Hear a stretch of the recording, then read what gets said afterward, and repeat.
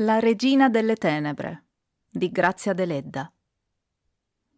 A 25 anni, bella, ricca, fidanzata, senza aver mai provato un dolore veramente grande, un giorno Maria Magda si sentì improvvisamente il cuore nero e vuoto.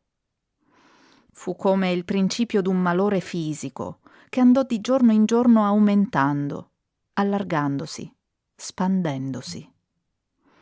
Ella era felice in casa sua e un'altra felicità l'aspettava.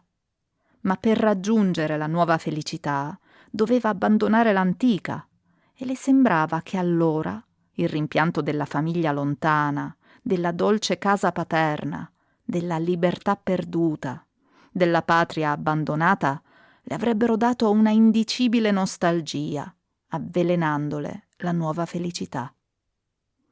C'erano ore nelle quali, specialmente di notte, al buio, ella provava una profonda angoscia, vivendo nel futuro. Allora riapriva gli occhi, guardava intorno la camera soffusa di dense penombre e pensava: «No, non lascerò nulla, non abbandonerò nulla, mai, mai». E allora? E il sogno d'amore da lunghi anni accarezzato? Ah, la felicità presente era incompleta, non era neppure felicità al paragone dell'altra. E in certe ore, specialmente nei teneri vespri di viola, ella si struggeva come mai nel desiderio del caro lontano. Talvolta pensava che la vera felicità poteva essere nel fondersi assieme del presente e del futuro, nel vivere assieme allo sposo nella casa paterna. Ma era un lampo di luce al quale seguiva una tenebra fitta e paurosa. Sì, ebbene. E poi? E poi ella sentiva che dopo 2, 3, 10 mesi l'amore morrebbe. Forse era già agonizzante se ella, non ancora sposa, ne prevedeva nitidamente la fine. E da quel gran sogno ne uscirebbero un uomo e una donna legati dalla legge degli uomini, non più da quella del cuore. Ma anche ciò poteva non accadere. Sì, si sarebbero amati sempre come nei romanzi, sarebbero stati sempre felici, sì.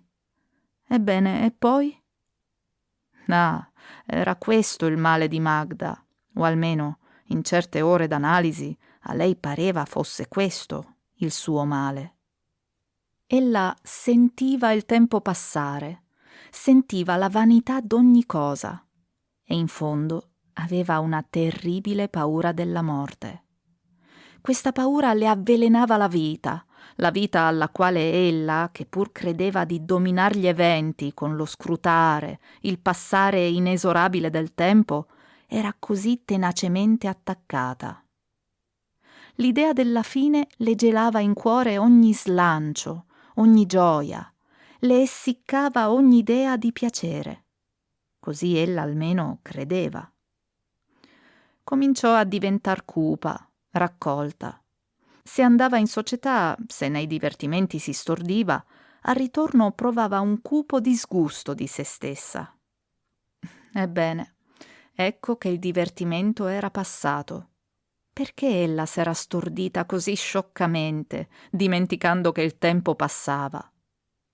E se poi l'istinto la trascinava a ricordare, e ricordando a sentire ancora la soddisfazione dei suoi trionfi, della sua eleganza, del suo lusso, un demone le ghignava dentro, sbeffeggiandola.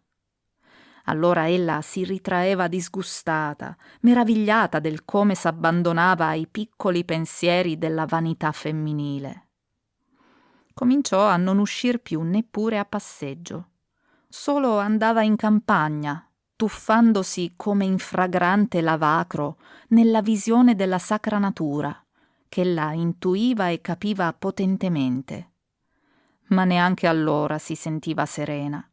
Anche là la perseguitava l'idea del tempo fuggente, della vanità delle cose. Chi maggiormente risentivasi della malattia morale di Magda era il fidanzato lontano. Ella non gli scriveva più, o gli scriveva lettere aspre, rinfacciandogli strane cose. lo trovava volgare e spesso, irritata contro le miserie del mondo e le perfidie della società, riversava sopra di lui tutta la sua amarezza. Poi se ne pentiva, ma era un pentimento debole e fugace.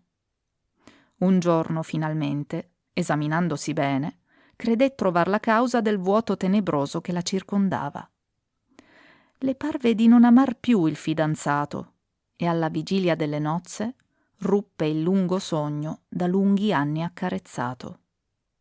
La chiamarono pazza e infatti sotto gli archi congiunti delle sue sopracciglia nere aggrottate gli occhi nerissimi avevano un pauroso fulgore di follia.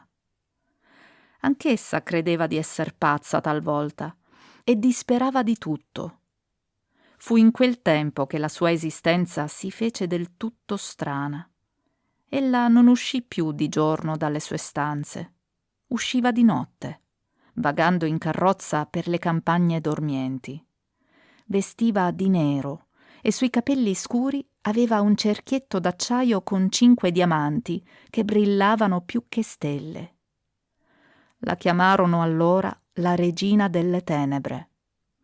I contadini che vegliavano dall'alto dei vigneti, qualche pastore che andava assonnato dietro gregge pascolanti nella notte, qualche cacciatore notturno steso sull'erba fredda dei ciglioni, la videro più d'una volta scendere di carrozza, con quelle sue 5 stelle in fronte, e appoggiarsi al paracarri, sull'orlo della valle fragrante, o sopra il ponte, come intenta ai fuochi lontani della montagna, o alla voce queta dell'acqua corrente. Una volta, in una riunione di gente elegante e incosciente, un gruppo di giovanotti sciocchi presero a discutere intorno all'evidente pazzia della regina delle tenebre. E uno sostenne e convinse gli amici che Magda voleva imitare Marina di Malombra e che come questa avrebbe finito col commetter delitti. Non si parlò d'altro. Anche Magda spesso tornava nella truce idea di credersi pazza, o perlomeno sentiva che tutta l'anima sua era malata. Qualche volta provava il bisogno di ripigliare la vita antica, di tornare nella società, ma oltre il resto la ratteneva il timore delle chiacchiere della folla, della curiosità sciocca con cui il suo ritorno verrebbe accolto. E si sentiva triste fino alla morte, e cercava riposo nel pensiero della morte. Ma quando si immaginava intensamente la fine della sua vita, la cessazione completa dei suoi pensieri, delle sue sensazioni, l'immobilità del suo corpo, la distruzione di tutto il suo io superbo, provava un terrore indicibile. Una notte, finalmente, ella uscì al solito e si fermò davanti al parapetto che guardava la valle. Si sentiva più che mai triste, ma qualche cosa di insolito, un velo tenue di tenerezza, una vaga nostalgia di ricordi lontani tremava sulla sua tristezza. Era sul finire dell'estate, una notte interlunare, brillantata di stelle purissime. Nell'aria errava una lievissima freschezza insolita e le selvatiche fragranze della valle salivano soffuse di quella freschezza appena sensibile. Nelle montagne lontane, che chiudevano lo sfondo della vastissima vallata, i fuochi dei dissodatori che incendiavano le macchie ardevano così grandi, così sanguinanti, che la luce arrivava fino a Magda come luce di luna. Ella rimase lunga ora così, protesa sul parapetto del ponte. Al riflesso dei fuochi lontani i 5 diamanti brillavano come gocce di rugiada. L'acqua passava scarsa sotto il ponte, con un sussurro tenue, continuo, sottile, melanconico. Anche la voce dell'acqua quella notte aveva una vibrazione insolita, tenera, come di voce stanca, come di voce che parlasse in sogno. E le montagne lontane ardevano, illuminando la pura notte stellata. Lo spettacolo era sublime, e nella contemplazione intensa di quella notte arcana Magda si obliò, sentì cadere la sua tristezza. I fuochi di quei poveri lavoratori lontani parvero illuminare anche le tenebre che stringevano la superba fronte gemmata. Un pensiero occulto, forse prima d'allora nato nelle profondità misteriose della psiche, brillò e rivelossi improvvisamente nella mente tenebrosa.